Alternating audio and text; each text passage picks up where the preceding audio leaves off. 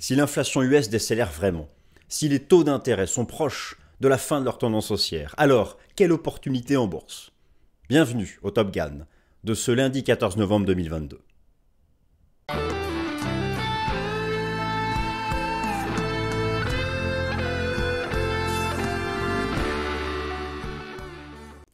Alors chers amis, je suis très heureux de vous retrouver, parce que le marché s'emballe peut-être pour rien. Alors, vous l'avez noté, l'impact haussier sur les actifs risqués, sur les actions, même le marché obligataire, d'un tout début de décélération de l'inflation aux États-Unis. Une sensibilité à cette thématique de l'inflation probablement exagérée, à un moment où on l'on surinterprète un simple retournement, mais tout en haut d'une tendance.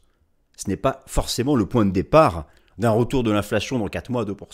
Alors, dans cette vidéo, on va faire plein de choses. Déjà, on va regarder la réalité de ce ralentissement de l'inflation US. Concrètement, qu'est-ce que c'est? Il y a plusieurs indicateurs d'inflation que suit la Fed. Je vais vous montrer où vous informer. Quelle réserve fédérale des États-Unis choisir? Vous savez, il y a des réserves des banques centrales régionales aux États-Unis. Vous allez voir, la Fed de Cleveland propose des super data. On va regarder en détail l'inflation, ses sous-composantes, voir si vraiment ça commence à ralentir. Maintenant, quand bien même l'inflation ralentirait, la Fed n'est pas au bout de sa hausse des taux d'intérêt. Ce qu'on appelle le taux terminal, le taux qu'elle atteindra au maximum avant d'arrêter de monter ses taux, voire de pivoter. Le consensus le situe toujours à 5%. Nous sommes à 4%. Les taux du marché, eux, ne montent plus. Très bien. Alors imaginons, l'inflation décélère vraiment, les taux cessent de monter. Mais les taux vont se maintenir quand même longtemps à un niveau élevé. Mais quand bien même, imaginons les taux ne montent plus, mais restent à un niveau élevé. Quelle opportunité en bourse? Mes amis, les obligations qui rapportent maintenant des... On est sorti de plusieurs années de marché obligataire avec des rendements à zéro. Il y a des flux qui commencent à revenir vers les obligations. Il y a des rendements de 4, 5, 6, 7%. Sur le high yield, même bien au-delà. Est-ce le bon timing pour revenir sur les obligations? Moi, je pense que ce sera 2023. Mais il faut commencer à s'interroger. Donc je vais vous rappeler, ici on va refaire le lien entre taux d'intérêt, prix des obligations. On va regarder tous ces aspects-là. Et puis, imaginons donc cette inflation décélère, les taux sont proches de la fin de leur tendance haussière. Quid des autres classes d'actifs? Il y a eu un impact sur le dollar, sur les taux des marchés, les matières premières, les placements monétaires. C'est fini ces placements monétaires à zéro. Alors maintenant, il y a même des comptes courants qui rémunèrent. Les taux en pourcentage remontent. Alors me direz-vous, les taux nominaux, car avec l'inflation, c'est pas ça. Mais quand même. Et sur le marché action, quel secteur privilégié? Quelle est l'évidence? Quelles sont les évidences si les taux devaient se maintenir à un niveau élevé longtemps? Car même si les taux ne montent plus, ils vont quand même se maintenir à un niveau élevé longtemps. Et je vous dirai quand même un mot sur l'immobilier et sur des placements alternatifs. Donc voilà, c'est parti. J'espère que ça va vous plaire. Cette vidéo est disponible au format podcast sur les plateformes habituelles selon le même titre. Et donc c'est parti mes amis. What if, j'aime bien ce concept, what if, si les taux d'intérêt ne montent plus, est-ce la fin du krach obligataire? Alors ce sera l'essentiel du thème que je vais traiter, mais pas que. Car les obligations sont en chute, et c'est même une année de chute historique. Ce sera bientôt une opportunité. Ne vous précipitez pas. Ce sera bientôt une opportunité. Avec donc, alors le graphique que vous avez à droite, ici, là, qui est un peu caché, c'est cette fameuse inflation aux États-Unis. Mais vous savez, il faut regarder l'inflation de manière plus précise. Il y a des sous-composantes, il y a différents types d'indicateurs, et vous allez voir, il faut pas... Moi, je trouve que le marché s'enflamme un peu trop. C'est un mois de décrue. On peut très bien se maintenir... Le scénario inflationniste peut être une inflation qui se maintient tout en haut, mais qui ne monte plus, puis qui se maintient tout en haut pendant des mois. Dans ces cas-là, les taux d'intérêt, eux aussi, vont se maintenir tout en haut pendant des mois. Mais peut-être qu'ils ne monteront plus. Vous savez, pour certains, le taux terminal de la Fed, ce sera 6%. Il y en a qui, certains économistes, qui attendent 6. Là, on n'est qu'à 4. La moyenne, c'est 5. Donc, le marché obligataire sera une opportunité, et d'autres classes d'actifs, je vais vous montrer d'autres secteurs, dès lors qu'en fait, ce n'est pas forcément le fait que les taux retombent, c'est plutôt qu'ils se stabilisent. Après, ils peuvent rester à un niveau haut. Mais s'ils ne montent plus, là, il y aura une opportunité sur certaines obligations. Et il faut choisir lesquelles. Le Bund allemand ou le T-note américain? Est-ce que vraiment le Bund allemand est encore un actif safe? L'Allemagne est en difficulté. Bon, voilà, vous voyez... On va couvrir un peu tout ça. Alors le plan est sous vos yeux. Je vous laisse lire ça et puis on va passer donc directement au vif du sujet, il faut commencer par le commencement. Je trouve que tout le monde s'emballe depuis la semaine dernière. La désinflation. Attention à ne pas exagérer. J'ai choisi forcément un titre un peu provocateur. Nous ne sommes pas en désinflation. La désinflation, qu'est-ce que c'est la désinflation? Si on est précis sur les termes, la désinflation, ce serait un taux d'inflation qui entamerait et qui confirmerait une tendance baissière. Là, nous sommes simplement dans le ralentissement d'une inflation. Donc c'est très important, mais pas encore en désinflation. En désinflation, il y aura des opportunités. Si les chiffres de novembre et décembre confirment le recul du taux d'inflation, au bout de 2-3 mois consécutifs, on pourra peut-être parler de désinflation. Mais là, c'est un peu exagéré. Alors, où vraiment s'informer? Vous savez, la Fed, elle suit tout un tas d'indicateurs, je vous les ai rassemblés ici. Moi, je vous donne un conseil. Je vais vous montrer ça en temps réel sur le site. Je vous donne un conseil. Tournez-vous vers le site de la Réserve fédérale de Cleveland. La Réserve fédérale de Cleveland, c'est une... Alors, aux États-Unis, la Fed est composée de banques centrales régionales. La Réserve fédérale de Cleveland, avec celle... Enfin, c'est surtout elle qui produit le plus de data, hyper précise et accessible. Mais bon, on va aller dessus. Et même mieux que ça, la Fed de Cleveland propose un algorithme pour anticiper l'inflation. Et ils sont plus ou moins dans le vrai souvent. Vous allez voir, c'est très intéressant. C'est beaucoup mieux de faire ça que d'aller sur les calendriers économiques standards. Donc là, vous êtes... On commence par le commencement, je vous avais dit. Hein, donc on commence par cette inflation. Après, on passera aux choses plus intéressantes. Le site de la Fed de Cleveland. Federal Reserve Bank of Cleveland. Notez l'accent, hein, superbe. Il y a tout. Alors, voilà, vous avez ici le résumé de l'inflation aux États-Unis. La Fed regarde deux indices d'inflation, le CPI et le PCI. Mais le CPI, il y a plusieurs courbes. Vous avez l'inflation core, qui exclut l'alimentation et l'énergie. Le CPI classique, vous avez l'inflation tronquée et l'inflation médiane. L'inflation tronquée est très suivie, c'est la courbe bleue, parce qu'en fait, c'est une version beaucoup plus lissée de l'inflation. Concrètement, c'est une moyenne arithmétique pondérée des taux d'inflation des composantes de 60% du panier. Et en fait, ça vient de commencer à ralentir, alors que l'inflation globale ralentissait depuis 2-3 mois. C'est ça qui emballe le marché. Je vais vous remontrer ça. Donc, je vous invite à aller sur le site de Cleveland, dans la section inflation, vous aurez le même site que moi. Voilà. Vous voyez, le CPI avait déjà commencé à reculer, mais là, voilà ce qui emballe le marché. L'inflation tronquée, premier ralentissement après... Vous avez vu cette hausse incroyable ces derniers mois. Donc ça, c'est le premier aspect. Effectivement, le marché s'emballe parce qu'il y a un premier ralentissement de l'inflation tronquée, de l'inflation médiane, et on se prend à rêver donc que c'est un processus de désinflation qui commence. Il faut bien donc distinguer tous ces termes. C'est simplement donc l'inflation qui ralentit, ce n'est pas une désinflation. Maintenant, est-ce que vraiment elle est détruite en son sein? La hausse des taux, ça va prendre du temps avant de casser le régime des prix. Les anticipations d'inflation, moi je ne m'emballerai pas. Alors attention, là je vous livre mon scénario, mon humble scénario, mon humble avis. Hein. Le marché me donnera sûrement tort, comme d'habitude, direz-vous. J'ai regardé les composantes de l'inflation et je suis allé voir mes charts, mes fameux graphiques. Du côté des matières premières, il n'y a pas de signal de renversement baissier. Et c'est très important dans les indices d'inflation, les matières premières. Lorsque vous regardez, alors c'est un algorithme que les ingénieurs de la Fed de Cleveland ont créé, qui prévoit l'inflation. Alors, ils anticipent une petite baisse, mais pas du tout une chute à 2% en 6 mois, comme certains l'espèrent. Moi, je suis persuadé que le 2023 verra l'inflation se maintenir à un niveau élevé. Peut-être qu'elle a fait son pic, mais quand même à un niveau élevé haut, et ça va prendre du temps.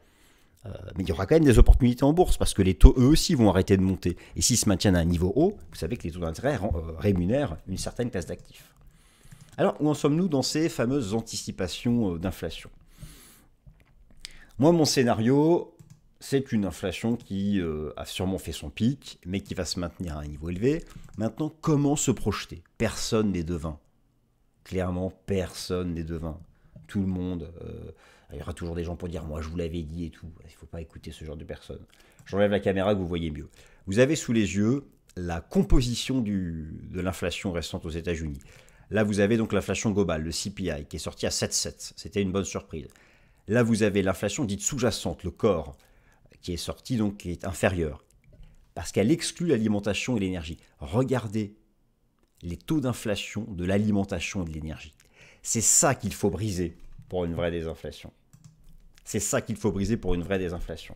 Alors maintenant, je vais vous montrer l'algorithme de la Fed de Cleveland.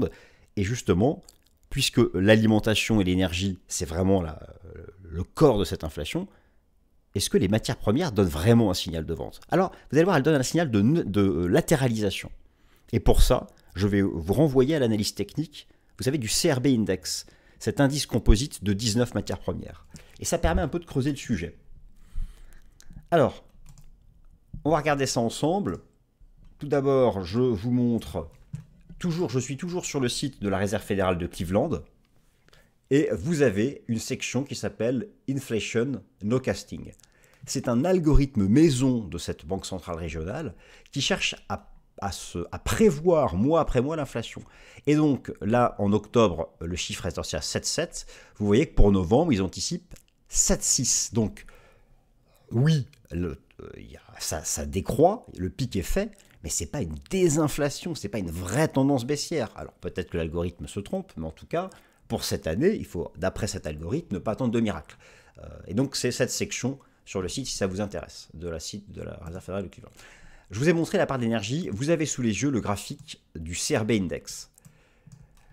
Moi, je veux bien croire à une désinflation à venir, mais pour ça, il faut que les matières premières donnent des signaux techniques de vente. Alors, la bonne nouvelle, regardez ce graphique, la bonne nouvelle, cet indice synthétique, donc c'est 19 matières premières, il y a l'énergie, les métaux, les produits agricoles, il y a tout, nous sommes en trading range. Si on sort par le bas de ce trading range, effectivement, ça irait dans le sens d'un scénario de désinflation. Mais pour le moment, cette phase latérale, le marché peut même en sortir par le haut. Donc restons prudents, restons prudents. L'inflation, effectivement, ralentit, mais nous ne sommes pas encore en désinflation, j'espère que nous le serons bientôt. Et les matières premières, pour l'instant, sont en latéralisation. Et sans un signal de vente en provenance des matières premières, il ne faut pas avoir non plus une vision trop exagérée de ce recul de la dynamique des prix. Alors voilà, ça c'était l'introduction. Maintenant, concrètement, l'impact concret depuis la semaine dernière, c'est intéressant ce qui s'est passé. C'est très intéressant ce qui s'est passé. Vous avez vu l'impact incroyable à la baisse sur le dollar américain. J'ai fait dans le Fast and Forex des vidéos sur le fait qu'il était suracheté. Bon, voilà, bref, il y a eu un impact baissier sur le dollar, les taux du marché sont latérales, et un impact haussier sur les actions et les obligations. C'est très important de voir, c'est intéressant de voir cette sensibilité à ces chiffres de l'inflation. Donc il y a eu un impact immédiat, je vais vous montrer ça rapidement. Maintenant, clairement, ce n'est pas ça qui fait que la Fed va arrêter de monter ses taux. Nous ne sommes pas au taux terminal. Nous en sommes proches, mais pas encore. Alors, moi je trouve que c'est quand même pas stupide de commencer à se projeter en 2023 parce que la Fed va atteindre son taux maximal en début d'année prochaine. Et là, dès lors que ce sera le taux maximal, si ça ne monte plus, même si ça se maintient à un niveau élevé, il y a des classes d'actifs à privilégier.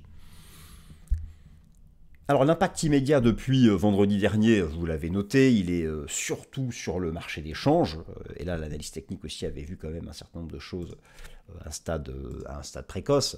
L'impact immédiat court terme du ralentissement de cette inflation US, c'est le renversement baissier du dollar américain sur le marché des changes, en tout cas la vraie première phase de consolidation, stabilisation des taux d'intérêt du marché sur leur niveau haut récent, abaissement des anticipations de taux d'intérêt terminal de la Fed et rebond des actions et des obligations.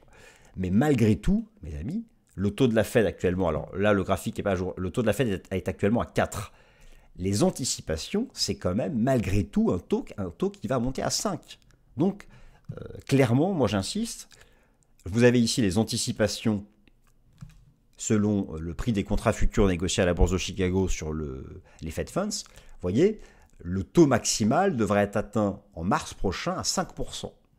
Donc prudence, cette décélération de l'inflation US n'est pas la fin de la hausse des taux de la Fed et ne signe pas un taux terminal à 4%.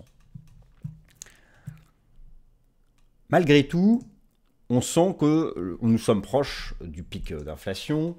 Les taux vont sûrement encore un peu monter, mais pas énorme. Il faut commencer à se projeter. Quelle opportunité? Quelle est la chose la plus évidente? Écoutez, ce sont les obligations. Le krach obligataire, cette année, c'est une année exceptionnellement baissière pour les obligations, est liée à cette remontée verticale des taux. Il n'y aura pas besoin de baisse de taux pour que les obligations stabilisent. Il suffit simplement que les taux arrêtent de monter. Alors je vais vous rappeler un peu tout ça. La relation inverse entre prix des obligations et taux d'intérêt, et des indicateurs hyper intéressants sur les obligations, notamment le Move Index, qui est en fait le VIX du marché obligataire. Vous allez voir, marché obligataire, ce n'est pas une opportunité immédiate. L'inflation des salaires, très bien. Les taux sont stabilisés. Ce sera, je pense, une opportunité pour 2023. Mais tout de même, il faut commencer à s'y intéresser. Donc prudence, ne vous précipitez pas à la hausse sur le marché obligataire. Il est vrai que cette année est exceptionnelle. Regardez cette infographie de Bloomberg Lombardier. Vous avez ici la performance des obligations et là celle des stocks. En 2022, il y a à la fois une chute de la performance des obligations, une chute des obligations et des actions. C'est quasiment... Il n'y a que 3 années comme ça dans le siècle passé. Donc c'est une année exceptionnelle qui sera corrigée. Alors, le lien entre prix des obligations et taux d'intérêt. Pour faire simple, depuis plusieurs années, la grande majorité des obligations a été émise à des taux zéro ou négatifs. C'était les taux zéro. Dès lors que depuis un an, les taux remontent maintenant de manière verticale, les taux du marché, mais les anciennes obligations, par rapport aux nouveaux taux d'intérêt, ne rapportent plus rien. Et c'est ça qui a déclenché le mouvement de vente. Cette hausse verticale des taux a déclenché un mouvement de vente sur toutes les obligations acquises à l'époque à des taux zéro ou négatifs. D'où ce krach obligataire. C'est logique. Et viendra un moment où les taux vont arrêter de monter, ils vont stabiliser tout en haut, et imaginez là, souscrire à des nouvelles obligations à taux fixe, à ces taux à 4 ou 5%. À un moment ou à un autre, c'est ça qui va réattirer les flux. Mais en attendant, tant que les taux montent de manière verticale, vous avez toutes les anciennes obligues à des taux proches de zéro qui sont soldées. C'est l'explication du krach obligataire. C'est grosso modo l'explication de la relation entre taux d'intérêt et obligations. Alors après, c'est plus complexe, c'est le phénomène de la duration, ça dépend des caractéristiques des obligations, mais concrètement, c'est ça l'idée générale. Donc, on reprend. Si l'inflation confirme sa décélération, les taux approcheront de leur point terminal haut, et là, le marché obligataire redeviendra une opportunité. Et on pourra faire l'analyse technique des contrats de taux. Vous allez voir, ça stabilise, il n'y a pas encore de renversement. Maintenant, il y a un autre débat, celui entre le Bund et le T-Note. Moi, je dis attention au Bund allemand. L'Allemagne est en difficulté. Si les obligations redeviennent une opportunité, j'irai d'abord sur les obligations US. Le Bund allemand, je pense qu'il pourrait baisser davantage. D'autre part, le cycle des taux sera différent en Europe. Alors, donc, c'est une année exceptionnelle pour le marché obligataire. La relation entre prix des obligations et taux d'intérêt est représentée aussi par cet exemple. C'est ce type de courbe. Plus le taux monte, plus le prix de l'obligation va reculer. Où en sommes-nous? Les taux d'intérêt ont-ils atteint leur point haut? Les taux du marché, je pense qu'ils ne sont pas loin de leur point haut. Si le taux terminal de la Fed est plus haut, éventuellement on peut tutoyer, faire des pics un poil au-dessus. Mais regardez ce rapport Commitment of Traders sur le 10 ans américain à la bourse de Chicago. Depuis quelques semaines, les positions short des institutionnels augmentent sur le 10 ans US. On sent qu'on est proche d'un changement, mais cela se mettra peut-être en place qu'en 2023. Alors, je vous montre les obligues. Tout d'abord, quelque chose qui est intéressant. Le marché obligataire est-il déjà une opportunité? Moi, je dis prudence, mais je vais vous montrer quand même quelque chose qui va dans le sens de commencer à s'intéresser à ce marché obligataire. C'est ce qu'on appelle le Move Index. Alors, le Move Index, concrètement, j'exagère, c'est le VIX du marché obligataire. Yes. Regardez ça. Le Move Index a rejoint son sommet de mars 2020, qui était le choc boursier de la crise sanitaire, et est en train de rejeter. Ça, c'est peut-être l'indication de la fin du krach obligataire. Mais prudence parce qu'on n'est pas encore au taux terminal de la Fed. Ici, les anticipations, c'est 5%. Mais il faut commencer à s'interroger. Ça, c'est très bon signe de voir un rejet sur le Move Index. Ça va dans le sens d'une stabilisation des obligations. Pas encore d'un renversement haussier, mais d'une stabilisation. Prenons le T-Note américain. L'obligation à 10 ans US, le prix de l'obligue, ici en données mensuelles, en données hebdomadaires et à droite en données journalières. Voilà, on voit bien le krach obligataire est ici. Je vous remontre la performance des obligations cette année. Le Bund allemand, le 10 ans américain, regardez la perf, j'enlève la caméra, bon, cette année, c'est du moins 18%. Est-ce suffisant pour constituer à nouveau une opportunité? On voit que ça stabilise, on n'a pas pour autant dépassé de résistance. Oui, on peut voir des divergences, des éléments comme ça. Moi, je ne serais pas surpris que le 10 ans américain entre en phase de bottom, mais il peut revenir chercher les plus bas. Donc moi, je pense qu'on va commencer à construire ici un socle pour renverser à la hausse fin d'année ou début d'année prochaine pour le T-Note. Je vous montre par exemple ici les obligations. Il y a déjà un retour des flux sur le high yield. Les obligations au rendement, ben c'est normal. Maintenant, il y a des obligations là, qui rapportent 8, 9, 10%. Imaginez tous les gérants qui pendant des années avaient les taux à zéro. Là donc, il y a un début de retour des flux sur les obliges d'entreprises, à certains qui proposent des bons pourcentages.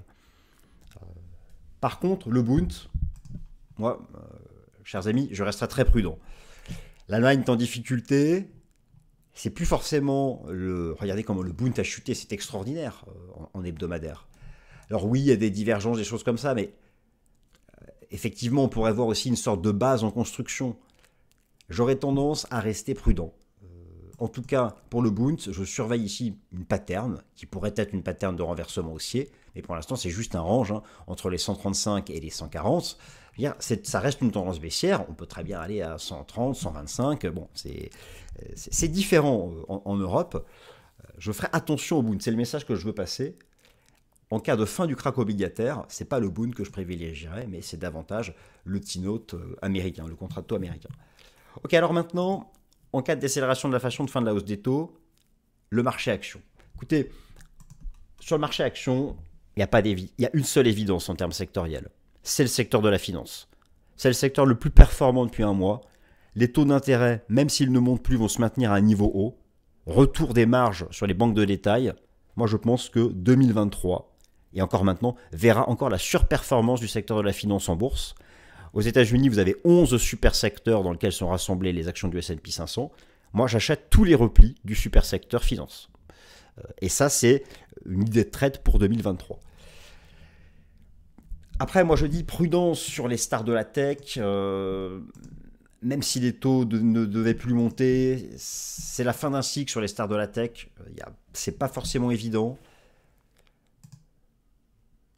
Au sein des 11 super secteurs du S&P 500, celui qui pour moi devrait surperformer ces prochains mois, ça reste le S&P 500 Financials. Alors à l'intérieur, vous avez donc toutes les sociétés financières américaines. Vous avez tout le détail des composants sur TradingView. Je vous montre ici, j'ai isolé la performance des 11 super secteurs du S&P 500 depuis un mois. Bon, vous avez le secteur de la finance tout en haut. Et techniquement parlant, c'est le seul qui est en train de valider un renversement haussier. Donc si ça retrace, moi je pense que c'est une bonne opportunité et ça va surperformer tout au long de l'année prochaine. Donc il faut retenir ça, le marché obligataire bientôt, les valeurs financières aux États-Unis et aussi en Europe. Maintenant, quid des autres placements? Si l'inflation décélère, quid de l'immobilier, des comos, des cryptos? Y a-t-il des choses évidentes? Et les fonds monétaires. On a presque oublié les fonds monétaires. Vous savez, les SICAV monétaires, les OPCV monétaires, les fonds monétaires classiques. On les a oubliés parce que ça rapporte zéro depuis des années. Mais là, avec les taux qui remontent, vous avez même le retour des comptes courants rémunérés chez certains intermédiaires. Oui, les fonds monétaires vont proposer du 4-5%. J'exagère un peu là, mais des taux d'intérêt qui ne sont plus à zéro. Alors oui, vous me direz avec l'inflation, ok, très bien, mais bon, c'est mieux que rien. Donc, les fonds monétaires, avec des taux qui se maintiennent plusieurs mois à un niveau élevé, peuvent être une option, avec toujours en surveillant la fin du crack obligataire. Et maintenant, les autres marchés. Alors, l'immobilier, prudence, l'immobilier, ce n'est pas du tout la même logique. L'inflation immobilière, vous savez, en Europe, dans les indices d'inflation, il n'y a pas d'immobilier. C'est dommage, à la différence des États-Unis. En fait, si l'inflation décélère, pour l'instant c'est aux US, en Europe on n'en est pas là, l'immobilier ça n'a rien à voir. L'immobilier est en hyperinflation depuis 20 ans en Europe. Là, je vais vous montrer l'exemple de la France. Par contre, si les taux d'intérêt se maintiennent à un niveau élevé, vous savez, ça a déjà commencé à faire baisser les prix. Par exemple, à Paris, ça commence dans les derniers rapports de notaire. Les taux d'intérêt vont rester élevés un certain temps. Ça va réduire la capacité d'emprunt, ça va réduire l'offre de crédit.